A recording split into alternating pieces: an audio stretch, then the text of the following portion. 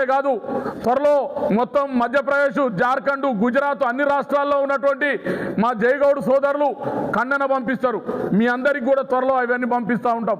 వాళ్ళు కూడా పరామర్శించడానికి త్వరలో ఇక్కడికి రావడానికి కూడా ఏర్పాట్లు చేస్తూ ఉన్నాం. అన్ని రాష్ట్రాల నుంచి ఈ రాష్ట్ర ప్రభుత్వం చేస్తున్న దుర్మార్గమైనటువంటి చర్యల్ని భారతదేశ వ్యాప్తంగా ప్రచారం చేయడానికి సిద్ధంగా మేమున్నాం. ఇప్పటికైనా మీరు దోషులు ఎవరైతే ఉన్నారో, ఇంటిపై దాడులు చేసిన వాళ్ళు కావచ్చు, బాంబులు విసిరేసిన వాళ్ళు కావచ్చు, అరే ఇంట్లో పండుకోవద్దా? పొద్దుగూకులు ధర్నా చేసి వస్తాం, సాయంత్రం ఇంటికి కూడా వచ్చే రైట్ లేదా? ప్రజాస్వామ్యంలో ప్రశ్నించుకోకుండా ఉంటుందా?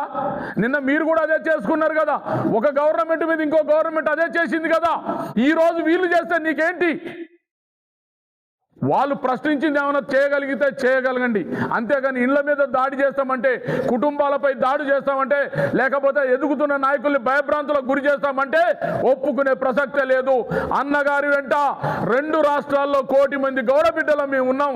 తప్పకుండా దానికి తగిన ఫలితం మీరు అనుభవిస్తారని కూడా హెచ్చరిక చేస్తూ, తక్షణమే వారిని శిక్షించాలి, వాళ్ళని అరెస్ట్ చేయాలి.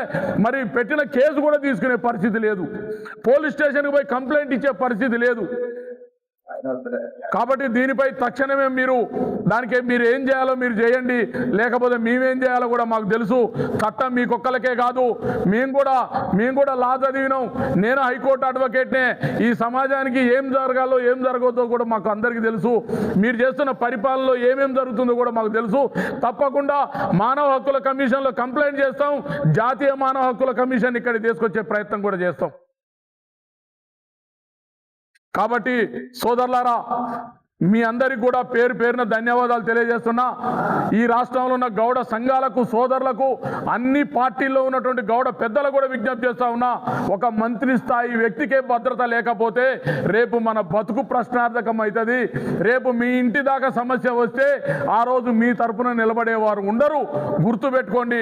ఇవాళ మనం అందరం కూడా కదలాలే, మనం కలిసికట్టుగా పోరాటం చేసుకొని మన హక్కులు సాధించుకోవాలని కోరుకుంటూ, తక్షణమే ప్రభుత్వం ఇప్పుడు జరుగుతున్నటువంటి పరిణామాలపై ఒక సిట్టింగ్ జడ్జి తోటి వేసి ఏం జరుగుతుందో దానికి నివేదిక కూడా ఇవ్వాలని కూడా మేము విజ్ఞప్తి చేస్తా ఉన్నాం.